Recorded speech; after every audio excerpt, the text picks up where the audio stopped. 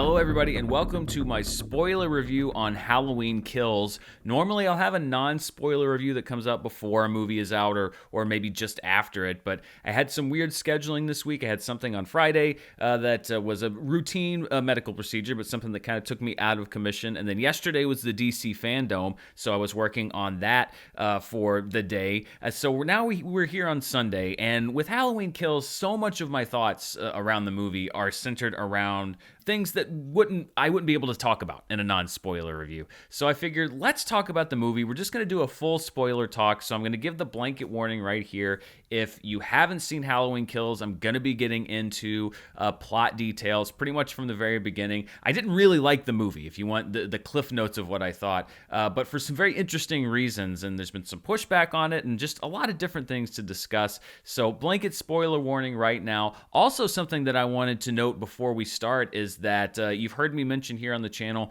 that I am starting or have started an audio podcast channel. If you want a review of The Last Duel, which is another big release, Ridley Scott directed movie, co-written by and also co-starring Matt Damon and Ben Affleck, Jodie Comer also in the film, Adam Driver. You can find that review on the podcast channel. It's not something that I thought that I was going to because of the weird scheduling put on YouTube, but I am going to record something that you can find over on the audio side of things. So if you want to check out those links, you can go down there. You can get this review, you can get charts, you can get everything that we're putting out here on the channel on the podcast network. And from time to time, we're also going to have audio exclusive reviews like I have with The Last Duel. But we're not here to talk about The Last Duel. We're here to talk about Halloween Kills, which returns most of the talent behind the camera from the 2018 film. David Gordon Green returns to direct. He also co-wrote the screenplay with Danny McBride and Scott Teems, who joins the writing team for this movie. And I was actually really looking forward to 3 years ago now, 2018's Halloween, because of how it was being marketed. I've got the Michael Myers shirt on today. The original Halloween, 1978, is, I think, one of the best movies ever made. I'm not saying horror movies. I think it is one of the essential movies ever made. I think it is perfection as far as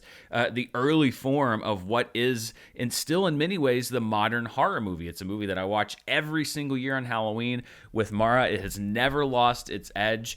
And the franchise itself, there's definitely ups and downs. I would say that there are definitely some atrocious Halloween films. There are other Halloween films that I don't really mind. But the big pull for me when the 2018 version was released was the idea of coming to an actual, perhaps canonical conclusion with the character of Laurie Strode, who's played by Jamie Lee Curtis, and Michael Myers. They were wiping out all of the continuity beyond 1978. This is not something new. They did that with Halloween, H2O, 20 plus years ago, but I liked the team behind the movie. I liked the approach they were going for. So I was very excited for that film because I thought that we were finally going to get a proper ending to this story.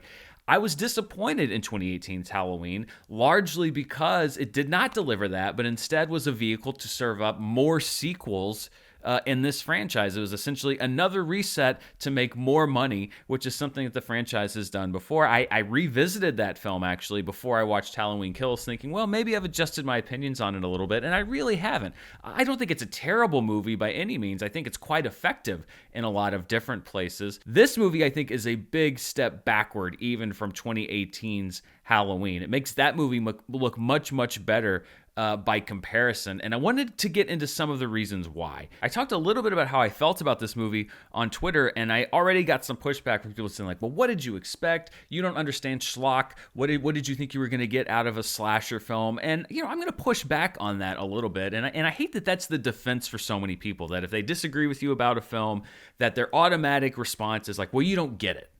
Well, you just don't understand how to like the movie. Well, I think that's a terrible way to react to people that disagree with you, because that's basically saying that you have the objective right opinion and anyone who disagrees with you just doesn't understand how to enjoy certain films. I actually got that a little bit when I put out my thoughts, even though I didn't do a review about it, about Malignant, which was another polarizing horror film that came out in the last few weeks, and I wasn't the biggest fan of it. I admired the guts that it had, but I wasn't really along for the journey, and people saying, well, you just don't really understand how to enjoy it. it. If you knew how to enjoy this kind of movie, then you'd love it. Well, no, I think that you either like movies or you don't like movies. And these are the reasons why I didn't like this movie. I like plenty of gore fest, splatter fest movies. I like plenty of movies that are just generic slasher sequels. I'm a big fan of the Scream sequels, even though really the first one is, I think, easily the best. I like camp. I'm a big fan of the Nightmare on Elm Street series, even though those are very high camp in many different places. If there's a movie that has an identity, and it's very assured of that identity and is able to achieve the goals that they're setting out for, then even if I don't acknowledge it as a great movie, I can still say that I enjoy it. I did not enjoy Halloween Kills because I think that it is an absolute mess. It is a formless blob that is trying to accomplish about 5 different things with a mixture of different conflicting tones. It contradicts itself. So let's get into really the reasons why I didn't like this movie. First and foremost, this is another iteration of this idea of selling, even with the trailers, that this is going to be the final confrontation, even though we know that there's another Halloween movie coming next year. So this idea of, evil dies tonight, which, oh my God, I lost count of how many times the phrase evil dies tonight was said or chanted. Evil dies tonight.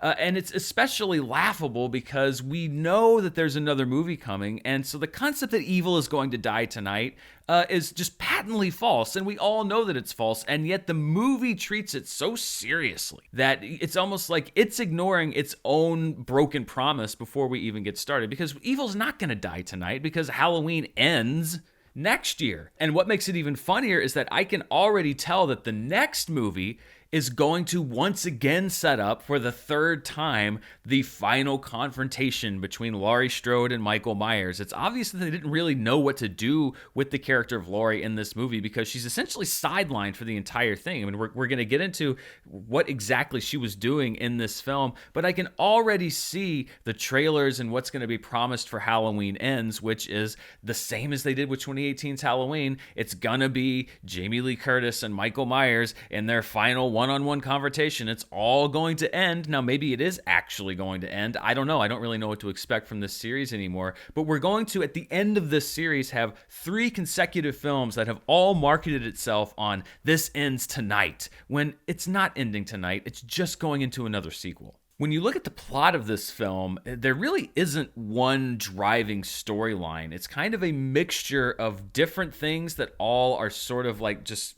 slamming against each other. You have this shameless kind of splatter gore film, which is fine on its own. That's worked. You have an awkward meditation on the dangers of mob violence, which again doesn't really belong with the other thing. You have this retcon story where every character in the movie is either brought back from a previous connection to Michael Myers, or we're establishing what their connection to Michael Myers is. We have these flashbacks to Halloween night of 1978, which is a whole other thing that we're going to get to. But I think what's really kind of ironic, I guess, or funny, or whatever you want to call, is that the whole thing with this story, if you go back to Halloween 2018, was the idea that they were ditching all of this complicated mythology around the Halloween franchise and really streamlining it just to Michael Myers and Laurie Strode. And now what we have with this sequel is the building of an almost as intricate, if not more intricate, mythology around this character by bringing all of these different people in and establishing all this different backstory, retconning everything, bringing in all these things that obviously weren't in place for the last movie into this movie, so that now we're trying to build the story of this town and the thing. None of it really worked for me. And again, it's because you're undoing the whole intention of what it seemed like you were trying to do with the last movie, which is to sort of pare this down to a very personal story. Now we have a movie that's like kind of about the entire town, which again is fine if that's the one thing you're trying to accomplish, but it's not the one thing you're trying to accomplish. It's on a list of 15 different things that you're trying to accomplish in this movie. I guess they loved that they were able to bring Laurie Strode back and Jamie Lee Curtis back for the last movie, because this one is just chock-a-block. It's basically, if you had a speaking line in the original 1978 Halloween and you're still alive canonically, you're in the movie. We have Tommy Doyle, who's coming back. He's not played by Paul Rudd. He'd already played an adult, or at least a grown-up Tommy Doyle in the franchise. He's played by Anthony Michael Hall in this film. Lindsay Wallace is back. She's played by the returning actor Kyle Richards. Marion Chambers, members. You remember the nurse in the car at the beginning of 1978? She's back. She's played by the returning actress Nancy Stevens. We have the sheriff back, who's played by Lee Brackett. He's returning from the original film. We have Lonnie, the bully who got scared off the porch. He got name dropped in the last film. Now he's back in this film. Apparently, nobody was so traumatized by the horrific murders of 40 years ago that they thought to pack up and leave town. As a matter of fact, it seems like some characters are coming back into town. We also get returning characters from the last movie, of course. Jamie Lee Curtis as Laurie Strode. We have Judy Greer as her daughter Karen. Andy Matichek as Laurie's granddaughter Allison. And then we have a few new characters who are really just grist for the Michael Myers mill, and they're particularly dumb characters at that. These new characters were part of the generic slasher sequel thing where you introduce new people. It's kind of the Friday the 13th formula. They're not really there to do anything but die, which is fine if that's the movie you're going for, but Halloween Kills was not going exclusively for that, so it just doesn't really mesh with anything else in this movie. So we start off the movie where we ended the last one. Laurie's house is burning. This really is where Halloween should have ended. We find out how Michael survived the fire, which is that he pulled down the little clerk's roll-down door and he was just in the gun cabinet. So that's how he survived the fire. All right, cool. He takes out some firefighters and then he immediately becomes John Wick. He's just John Wicking everybody around him. He kills an entire platoon of firefighters. He's chopping them and slicing them and, cutting them with the saw. I would have jumped back in the fire truck if it were me, but I guess nobody thought of that. They thought that they would just try to take Michael Myers one-on-one. You'd think maybe after he killed the first 5 or 6 guys that you might say like, hey, maybe I'm not going to stand such a good chance. Nobody really had that thought. So he murks an entire just engine company of firefighters, and then he continues his journey through Haddonfield. Speaking of Haddonfield, we get a little bit of backstory about what happened 40 years ago on that night, because the character of Hawkins, who's played by Will Patton, is unkilled from the last movie. This is another slasher thing where you unkill a character to continue their story in this film. And so we have this flashback to 1978. We see what happened after the credits rolled. Michael Myers is just roaming around the neighborhoods. We have a bunch of Haddonfield police who have exceptionally poor marksmanship, who are just following Michael around. But a young Hawkins ends up in the Myers house with his partner. His partner is held hostage by Michael Myers, and he shoots and kills his partner, trying to kill Michael. Michael ends up outside of the house, and then we have deep fake Dr. Loomis who comes in, runs in, and is like, did he murder anyone? Is he, whatever you say in the Dr. Loomis voice. And then Loomis is about to just straight up blow Michael's brains out, but Hawkins stops him from shooting him, and so now he feels responsible for the Michael Myers massacre. So now he's sharing a hospital room with Laurie Strode, and they're just kind of having this debate with Laurie Strode saying like, I have to kill Michael, and the other one's saying like, no, I have to kill Michael. It's a whole thing that doesn't pay off in this movie in any way, shape, or form. I think it's all set up for whatever's going to happen in this next film. By the way, I hope that Donald Pleasance's estate got a nice chunk of change from this film, because to quote Bill Murray from Tootsie, we're entering a bit of a weird area here. I think we really crossed the threshold with Rogue One when we just straight up revived Peter Cushing. These effects don't really sell me. I mean, I just don't buy into it. I don't buy into the reality of it. I never have. Maybe I'll never be able to just cross that in my brain. Maybe I'll never buy that these characters, because I know that the actor is dead.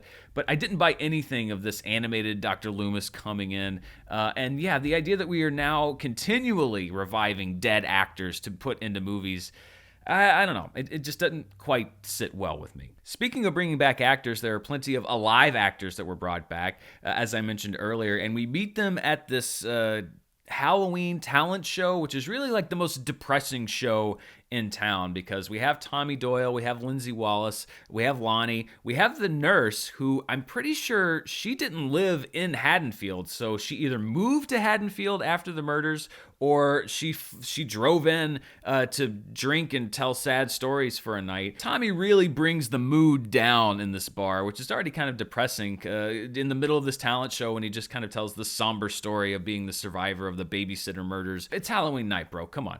Let's keep the mood vibrant. We had a ventriloquist act on after you. I really don't know if your somber meditation on the murders that happened is the place to do it. Maybe at a town memorial or something, not the town talent show at the local dive bar. And this is also a continuation of a trend that I'm not really a fan of, and it happens so much with these revivals, which is that everybody that you loved from a previous film, when you do these revivals, is miserable when you come back to them. It honestly, The Force Awakens did it too. You have this big Return of the Jedi happy ending, and then you come back and everybody's miserable, and you're back into a war. Same with this, with Halloween. Nobody's happy, everybody's miserable, and I'm not saying that necessarily these characters should be happy. It's just that this is becoming a trope where when you bring these actors back after X amount of years to come back to these franchises, almost without exception, their story beat is, and then their life went to shit. And they're miserable and they hate everything. And this is just about exploring their misery and depression, etc. I understand why it's an interesting story, but it's also a story that keeps getting told over and over and over again. The people that you loved in these older movies had terrible lives after you caught up with them. After a while, it's like, not only is it not interesting, it's like, come on, somebody must have had a happy life. Apparently not, according to the movies. Michael Myers, meanwhile, is out in Haddonfield doing what Michael Myers does, going on a rampage, and there were a couple things that I liked. This couple that's killed in their homes, I think the first couple that are killed after the firefighters are John Wick. The reveal that we saw of him, where they don't know where he is in the house, and he turns on the light in the bathroom, and we just see that reflection of Michael in the mirror. I like that because that's kind of classic Michael Myers stuff, the idea that he's just sort of lurking. He's just in some quiet corner of your house or outside the window. That's what I think makes Michael Myers the scariest. It's not that he jumps out of the bushes at you. It's just that he's just kind of there. We get some pretty gnarly deaths. He stabs the guy a bunch of times with knives, and we have the fluorescent tube kill in the throat. Again, we've upped the gore factor a little bit, although I thought that the gore was already pretty over the top in the last movie. Through all of this, Laurie is in the hospital, much like she was in Halloween 2. And this is one of my least favorite things about the movie, because I thought that Jamie Lee Curtis was completely sidelined for this movie. It seemed very obvious that the character of Laurie is only in this movie to bridge the gap between the first movie and the third movie, which kind of makes me think that this movie didn't really need to exist. She is hurt, and then she gets up and says she's going to go fight Michael and, jams herself with painkillers, etc. But then she's almost immediately hurt again and back in the hospital bed, and her job essentially is to just talk about the past and then provide some narration about the town at the end of the movie, and then we're just going to jump ahead to Halloween Ends. As much as Laurie Strode had to do, and I thought that Jamie Lee Curtis was actually really good in the last Halloween movie, 2018's Halloween, she felt completely useless in this movie. It's like they found really no function for her character, and again, I think it's because they know that the third movie is going to be set up for this final confrontation between Michael and Laurie, and that they couldn't do that again in this movie or explain, well, how does she have another confrontation with Michael, but it's not the last one? You know what, forget it. We'll worry about it in the next one. Just put her back in the hospital bed and we'll think about it for the next movie. It just felt kind of lazy. Like they just honestly didn't know what to do with her character, so they just sidelined her for this second film. I'd also like to point out that this is a terrible hospital. First of all, the security staff is practically non-existent. An entire mob takes over the place. The nursing staff, there's a critically wounded patient who's out of bed and wielding a large bloody butcher knife, who they don't really care about. They let everybody walk around in their bloody clothes all night. Just really poor staffing. But then the thing that really made me shake my head is not only is the morgue not in the basement of the hospital, it's in if you take the wrong turn on the right instead of the bathroom, you walk into the dead body room, but it's got windows so you can look in. So you have an open morgue so that if you've lost your loved one, you can see him right there on the slab. And not only is there an open windowed morgue, but they just leave patients out there with their dongs out. I'm pretty sure this was the doctor from the last movie, and I know he did some pretty heinous stuff, but I mean, put a sheet over the guy. I mean, I know he's dead, but can he have a little bit of privacy? Can you allow him to maintain just a little bit of dignity, what little dignity he has left from the last movie? So I guess it's really no shock that Haddonfield Memorial Hospital, or whatever it's called in this movie, was so easily overrun, or that things descended into chaos, because it's a pretty bad infrastructure to begin with. Because the last thing that I would want to see, even if I had lost a loved one, is my loved one just sitting on a table hanging brain. I mean, come on. Amateur hour. It's amateur hour at this hospital. So I mentioned before with the new characters about how they're just kind of grist for the mill, and there were two couples in this movie who really exemplified this. The first was the doctor and the nurse couple, who are really just the dumbest couple. This is a textbook slasher movie dumb couple. There was no way that they were ever going to survive this movie, but even by slasher movie standards, this couple is just really dumb. Like, the wife, Michael didn't even really have to kill her. He just has to kind of like open the door hard at her, and she takes care of it herself. And then you have Big John and Little John, who have bought the old Myers house and renovated it. They are a movie gay couple in that they are what a lot of movies stereotype a gay couple to be. They renovate houses, they listen to old records, they eat fancy foods, they like to scare small children. I guess they're supposed to be the people that you like, so that when Michael Myers kills them, you're like, oh no, not them. Michael Myers apparently even liked him because, you know, if you remember the last movie, like one of the cops, he like hollowed out the dude's head and stuck a flashlight in it like a jack-o'-lantern. He kills Big John and Little John, and then he like poses them like they're enjoying a nice summer picnic. So I think even Michael Myers felt bad about killing these two. They just happened to be in his childhood home. So he's like, you know what? I'm not going to scoop their brains out with a melon ball or whatever kitchen utensil he uses. I'm just going to make it look like they're napping so that, you know, whoever finds them, it's not going to be an entirely unpleasant experience for them. Speaking of the Myers house, there's also a new wrinkle introduced in the story by Hawkins, who's really kind of trying to wrest the wheel of this franchise away from Laurie Strode, where he says that in actuality, in the last movie, Michael never actually cared about Laurie. That was the doctor. The doctor took Michael to Laurie's house. He was just trying to go home. He just wants to go home and look out the window, apparently. Which, way to really raise the stakes going into the last movie by establishing that your central conflict from the side of Michael Myers really was never a conflict at all, and he doesn't really care about Laurie Strode. I mean, if he didn't, why wouldn't he just... The guy knows how to drive. Why didn't he just drive away from Laurie's house and go home? He had plenty of access to motor vehicles. But again, we're retconning here, so you can't really bring logic into it. But I did think that was a real way to defuse the stakes here by saying like, oh, he doesn't really care about you. He just wants to go home. Okay, yeah, fine, whatever, sure. Probably my least favorite part of the film is when things get really ugly at the hospital when the other patient who escaped from Smith's Grove shows up and people assume that he's Michael Myers. He looks kind of like Danny DeVito's Penguin. This segment went on for like 15 minutes and it got almost comical.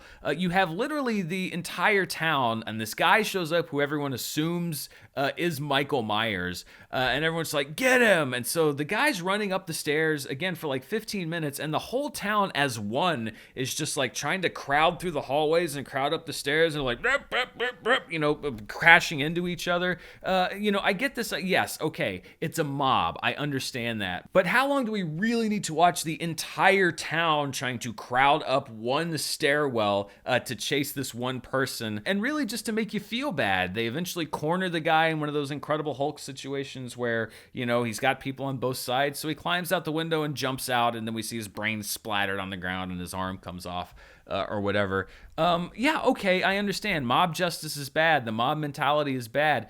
You make that point again really kind of at the end of the movie. This again seemed like just more wheel spinning of just like, okay, we have to make the second movie, but we really want to finish everything in the third movie. So what's the second movie about? It's like, all right, mob mentality, just have the mob run after this innocent guy for like 10 minutes, and then, you know, that'll get us into Act 3.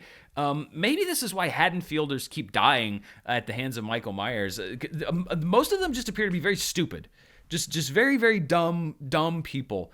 Who really can't function inside any sort of an everyday situation. This may very well explain why the town is so cursed. They really bring it on themselves. So eventually Laurie's granddaughter, Allison, goes to the Myers house with her boyfriend and her boyfriend's dad, Lonnie, and they really prove completely inept at doing anything but shooting jack-o'-lanterns in closets. Allison really does nail the jack-o'-lantern that's in the closet of the Myers house for whatever reason. And then we have Cameron, the boyfriend's death scene, and this again was comical to me. It's all in execution. It was kind of like the steamroller death scene from the first Austin Powers movie, where the guy is just like slowly in the way of a steamroller and just won't move. Yes, Allison has fallen down the stairs. She's got a hurt leg.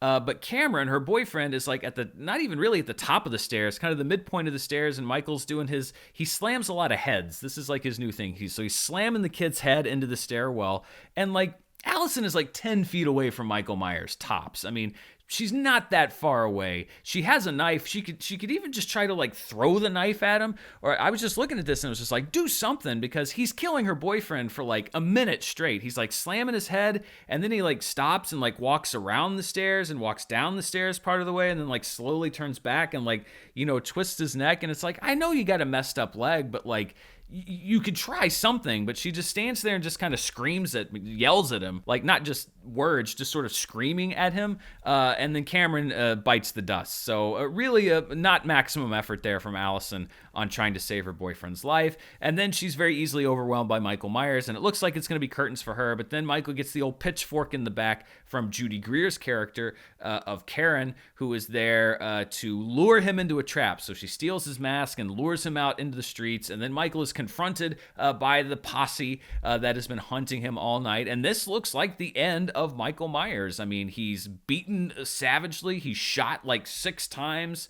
He gets stabbed like in the back of the neck. It looks like he's down. It looks like the town of Haddonfield has finally gotten their man. But this is where the movie, I think, just sort of gives up, because we then start getting this kind of philosophical thing from Laurie about the town of Haddonfield, and that the real danger isn't Michael Myers. The real danger is the fear that Michael Myers spreads. And we've seen this through the whole movie, the idea that he inspired this mob that made the guy jump out the window, and that, you know, really the fear that he spreads does more damage than anything else, which, you know, that's an interesting way to turn the mythology. So you've killed Michael Myers. And now it's about how the legacy of Michael Myers is really the real evil that you're going to have to get rid of in Halloween Ends. Interesting way to turn the story. But then we're also at the same time turning the other way. Michael now appears to be completely supernatural because he's survived all of this. And again, just John Wicks the entire mob, including Anthony Michael Hall. Sorry, Tommy Doyle, you're done for. So now he's also an unstoppable killer. So the real danger may very well be the fear of Michael Myers, but it also is now apparently also very much Michael Myers himself, who looks as supernatural as he ever has been in this series. And I think this is them wanting to have it both ways, because I think that they probably would have known that you could be in a real Halloween 3 situation, literally and figuratively, if you kill Michael Myers here in this movie, and then 3 is a Michael Myers-less movie with about the legacy, or maybe somebody new taking on the mask, etc. I think they're like, well, no, but we can't kill Michael Myers. He's got to come back, and the only way to make him come back is to make him essentially supernatural. So Michael Myers is not dead. He's back. It appears that he kills Karen, Judy Greer's character, who's gone alone into the Myers house to look out the window. I actually thought maybe like, oh, interesting. Are they kind of setting up maybe Judy Greer is going to have something to do with this, you know, the legacy? She gets pushed over the edge. No, Michael just seemingly kills her and then stands there and looks out the window.